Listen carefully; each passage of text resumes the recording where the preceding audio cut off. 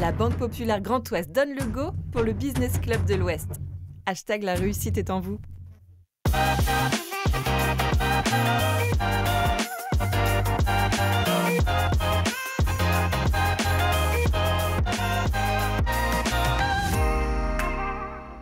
Très heureux de vous accueillir pour votre nouveau rendez-vous du Business Club de l'Ouest, l'économie décryptée par ceux qui la font. Nous sommes accueillis au sein de l'Atrium de la Banque Populaire Grand Ouest que nous remercions pour son soutien et avec l'équipe des chroniqueurs du jour que je vais rapidement vous présenter. Nous allons vous conter une très très belle histoire familiale. Avec nous, Benoît Cattel, directeur général de la Banque Populaire Grand Ouest. Merci à vous, Valérie Cotreau, PDG d'Artefacto. Nous sommes très heureux. C'est le petit bisutin aujourd'hui. Merci en tout cas à vous, Jean-Philippe Berton, directeur de l'action régionale pour le groupe EDF en Bretagne. Merci désormais de vous retrouver de l'autre côté du fauteuil pour interroger une personne qui va nous expliquer énormément de choses sur la projection de cette structure bien connue, car l'histoire familiale se trouve et trouve son origine en 1939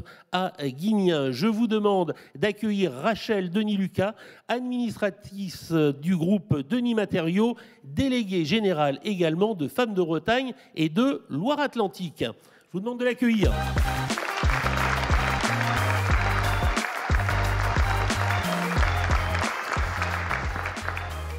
Merci beaucoup Rachel Denis-Lucas d'avoir accepté cette invitation pour mieux connaître Denis Matériaux, entreprise vraiment de notre territoire fortement connue.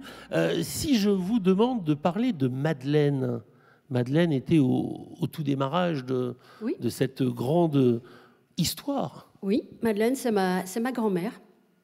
Et ma grand-mère a été veuve très vite. Très vite. Et donc en 1944, elle s'est retrouvée avec 4 enfants. Et son beau-frère lui a dit, Madeleine, elle était originaire de Saint-Malo, Madeleine, je t'ai acheté un petit négoce, tu vas aller vendre des graines, et c'est dans le sud de Rennes. C'est à Guignin. Et voilà, elle s'est installée là-bas et elle a commencé à vendre des graines à des agriculteurs. On va voir vraiment le rebond de cette structure depuis l'origine, car aujourd'hui c'est 600 salariés, vous avez 150 millions d'euros de chiffre d'affaires. Question du directeur général de la BPGO. Bonjour et merci de votre présence.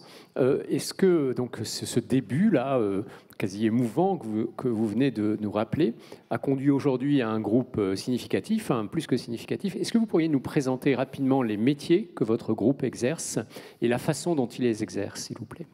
Oui, avec plaisir. Donc, on a 3 métiers. Le premier métier historique, c'est celui de la distribution de matériaux de construction. Donc, on distribue des matériaux de construction via des agences à des professionnels du bâtiment, des artisans, des couvreurs, des maçons. Le deuxième métier, c'est la fabrication de matériaux de construction. On fabrique des produits béton, on fabrique des produits en bois, on fabrique des menuiseries PVC, on fabrique des dalles, on fabrique du bardage. Donc, c'est notre deuxième métier. Et le troisième métier, c'est que nous sommes des logisticiens. Donc, en fait, c'est un métier de logistique. Donc, en fait, il faut stocker et puis il faut distribuer, il faut livrer.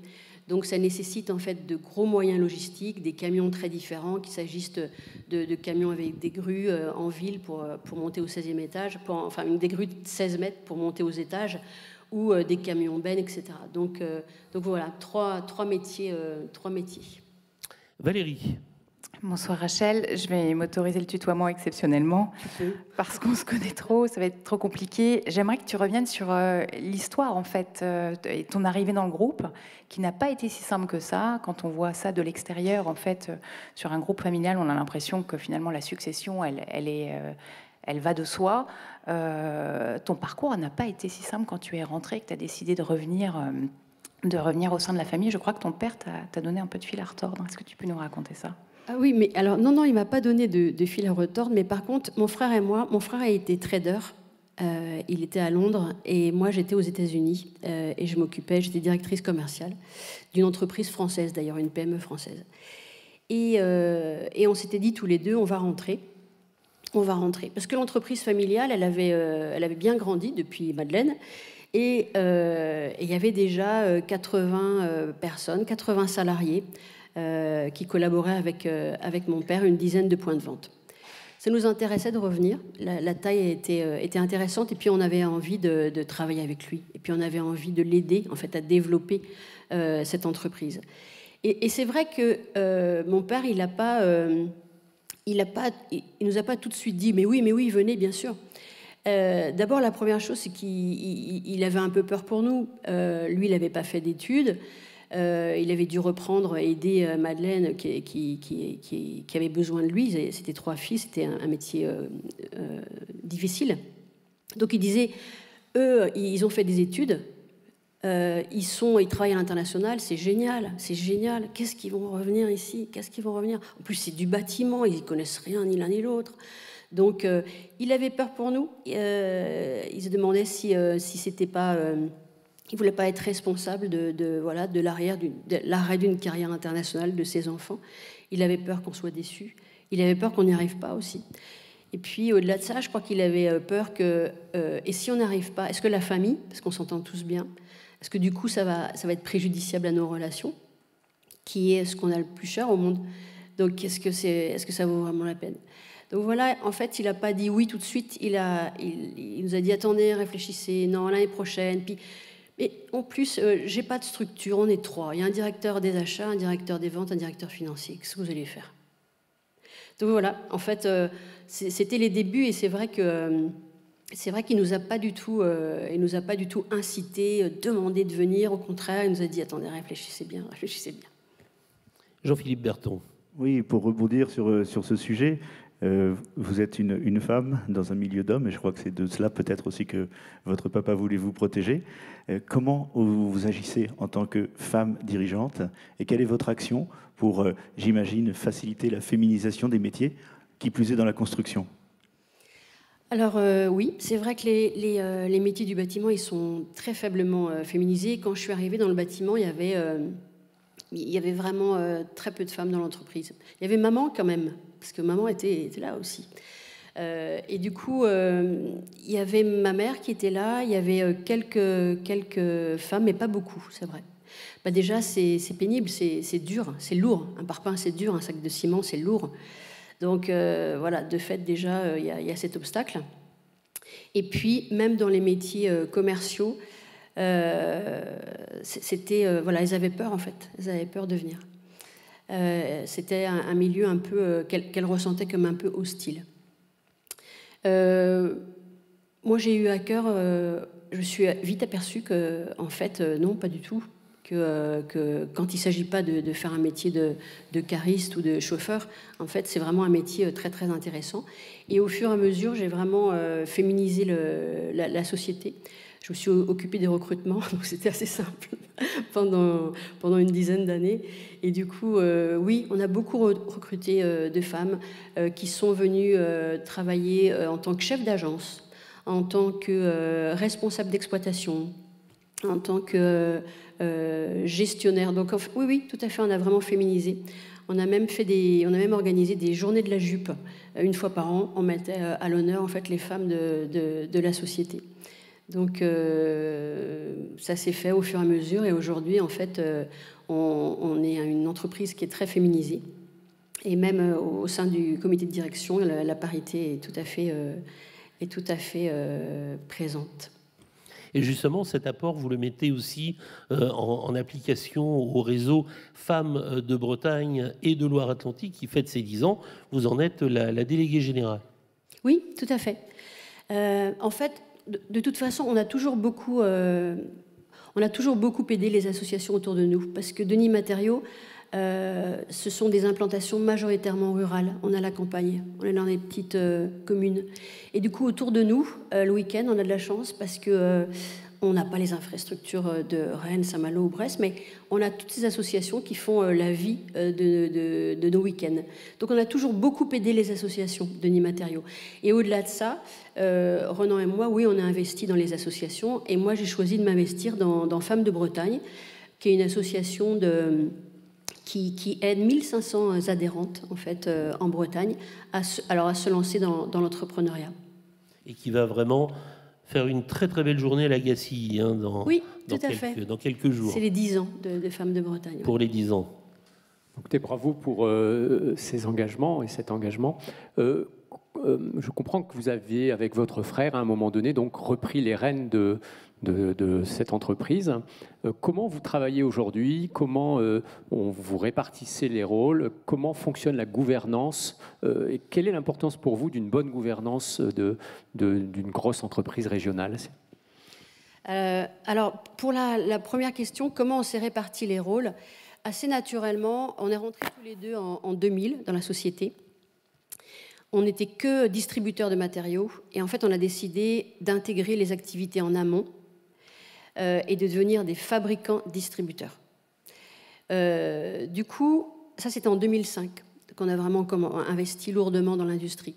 Donc Renan, en fait, mon frère, au début, dès 2005, a repris les entreprises en fait de fabrication.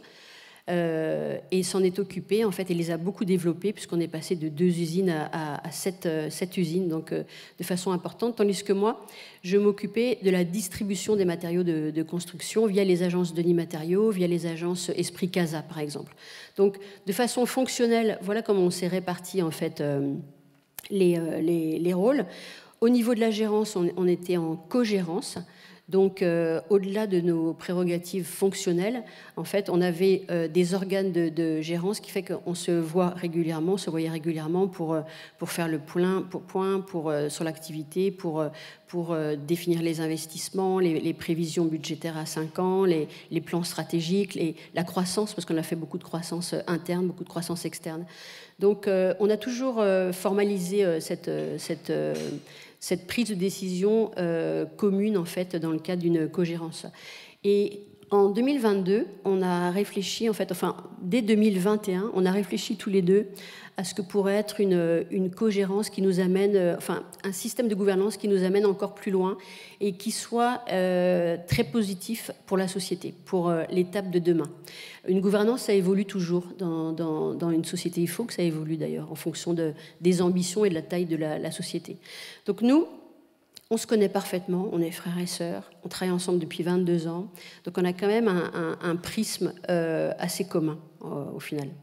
Et du coup, on a vraiment oxygéné, c'est ce qu'on appelle, on a oxygéné notre gouvernance, c'est-à-dire qu'on l'a élargie en faisant rentrer dans notre gouvernance d'abord des administrateurs indépendants qui sont des experts sur des domaines où nous, on n'est pas experts. Et on est à une taille où on ne peut pas non plus avoir des experts partout.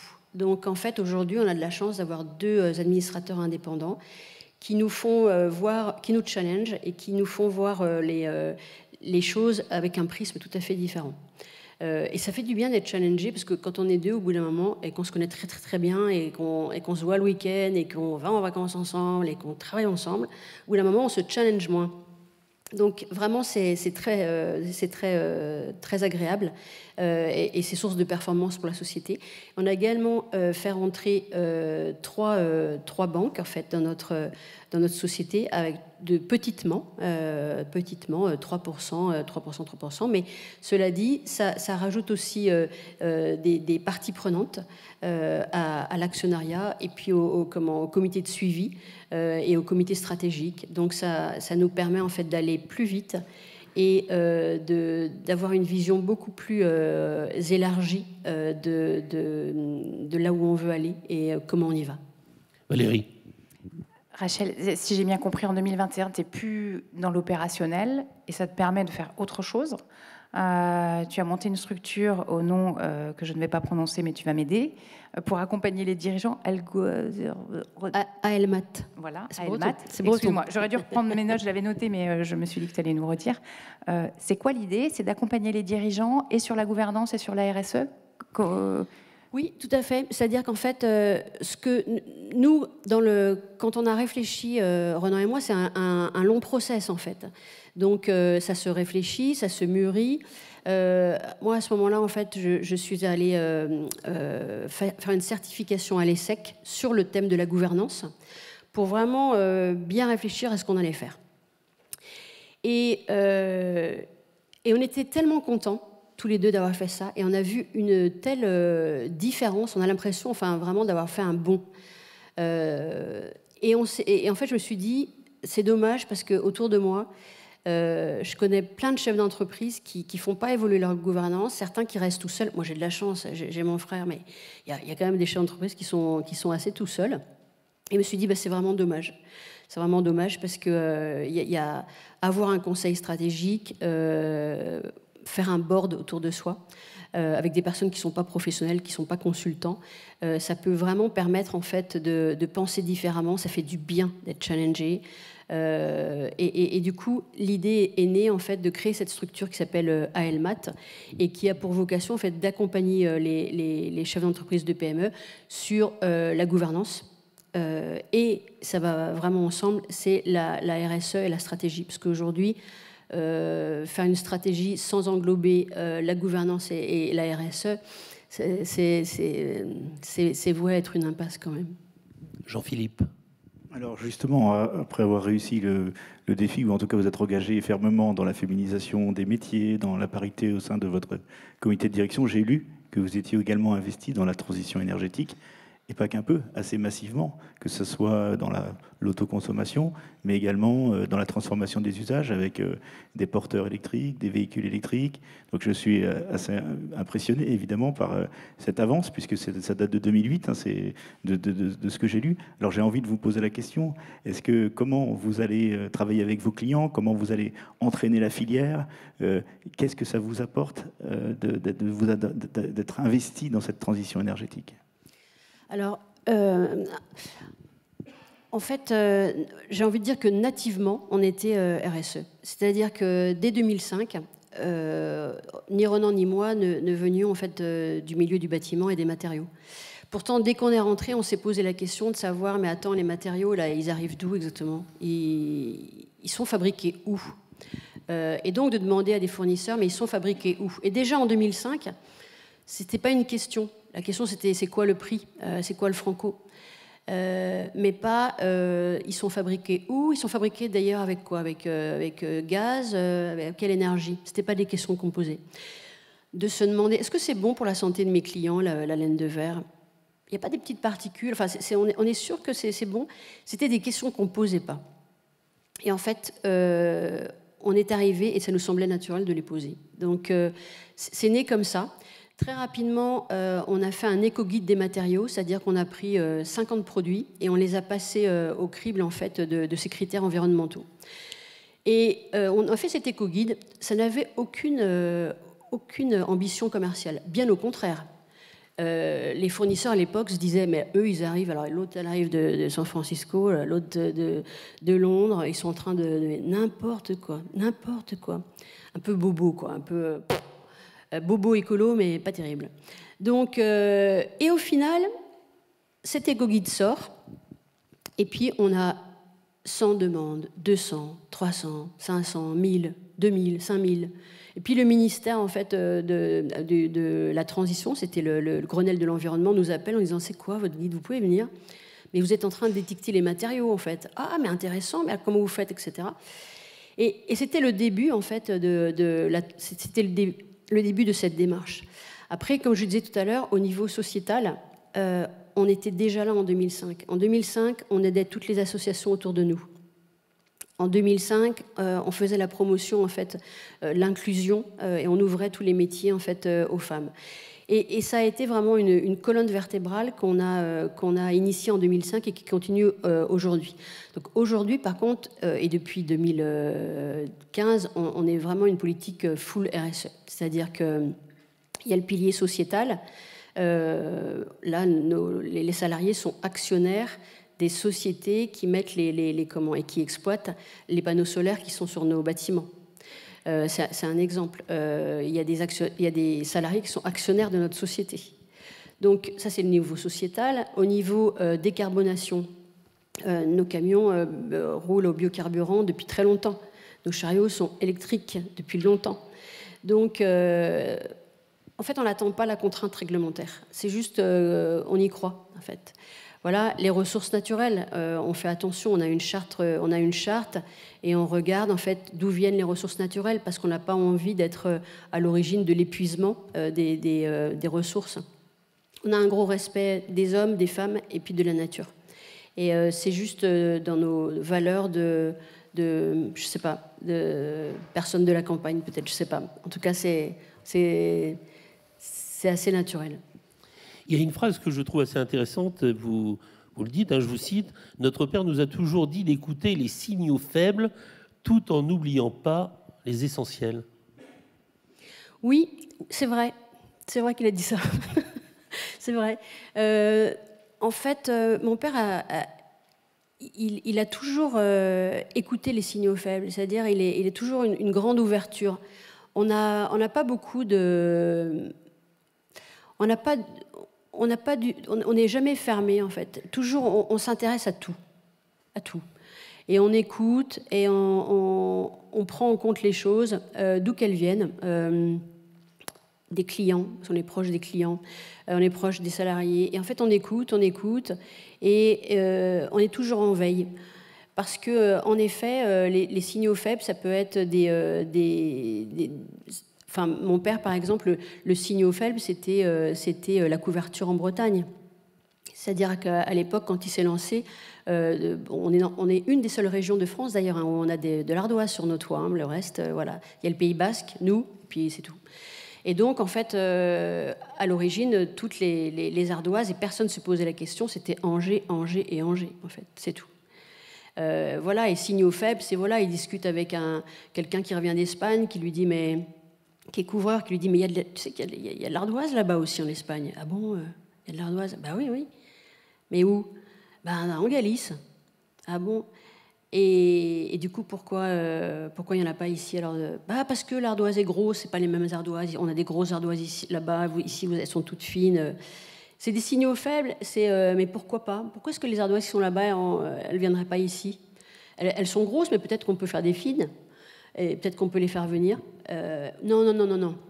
Ici, c'est les ardoisières d'Angers. Pas un couvreur ne posera quelque chose d'autre que de l'ardoisière d'Angers. Jamais. Ah ouais? Et pourquoi? Parce que c'est comme ça. Ah, peut-être pas. C'est peut-être pas comme ça. Et donc voilà, c'est des choses qui font qu'on tire la pelote de laine, on tire, et on se dit on va voir quand même. Allez, il nous reste 3 minutes, peut-être l'occasion de poser les 3 dernières questions. Benoît. Rapidement, donc, et réponse rapide. C'est quoi le prochain projet de votre entreprise? Je ne sais pas lequel choisir, en fait. On a toujours beaucoup de projets. Et il y a un tel foisonnement de projets qu'en fait, on classe nos projets. Et on gère nos projets aussi. Alors, celui que vous préférez?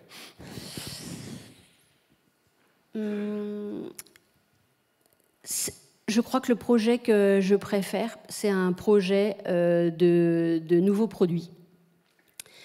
Sur notre activité de fabrication, Perrin, la raison pour laquelle en fait, on y arrive bien et que nos chiffres sont bons, c'est l'innovation constante. Et les équipes de Perrin et mon frère en particulier en fait ont développé en une idée en fait et ont développé un nouveau produit, et je pense que ça va être un brevet, ça va être un produit absolument unique.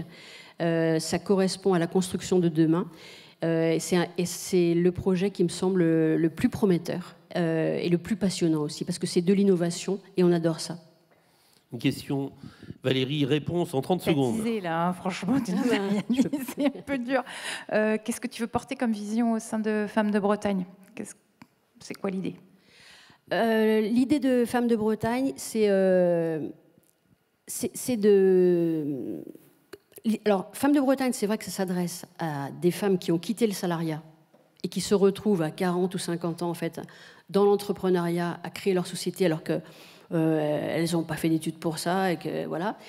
Mais c'est aussi en fait d'œuvrer pour la parité. On le fait. Là, il y a un événement de la Banque de France qui s'adresse aux étudiantes sur les femmes dans l'économie.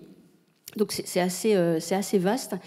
Et ce que j'ai envie de porter comme message, c'est qu'il faut vraiment que les femmes soient assertives, il faut qu'elles osent et il faut qu'elles prennent leur place. Et c'est toute l'ambition de Femmes de Bretagne. Et le fait qu'elles se retrouvent entre elles aussi, ça leur permet en fait de se mobiliser, de se donner du courage et de la confiance. Allez, les 30 dernières secondes de l'émission. Jean-Philippe. Moi, j'y vais alors. Un parcours exemplaire, une culture internationale, le Japon, les États-Unis, un ancrage breton, oui. Un engagement sociétal. Bon, c'est quoi la prochaine étape ? Qu'est-ce qui vous manque ? C'est quoi votre rêve ? Et puis peut-être le dernier message vers des jeunes femmes qui ont envie, qui sont encore peut-être collégiennes ou lycéennes, pour leur dire le monde de l'industrie, c'est sympa. Qu'est-ce que vous nous conseillez de leur dire ? Alors pour la première question, il me manque rien, parce que la Bretagne, c'est déjà important. La famille, l'entreprise, c'est très important. Je parle juste du milieu professionnel, parce qu'au niveau de la famille, qui est très importante, évidemment, je parlais de ma famille. Donc non, moi, il me manque rien. Et par rapport à la deuxième question, qu'est-ce que j'ai envie de leur dire ? Un peu la même chose. Il faut prendre sa place. Et c'est possible. C'est tout à fait possible. Il suffit de le vouloir. Et ce sera le mot de la fin. Merci à vous, Rachel Denis-Lucas, administratrice du groupe Denis Matériaux. Merci d'avoir suivi avec nous ce Business Club de l'Ouest.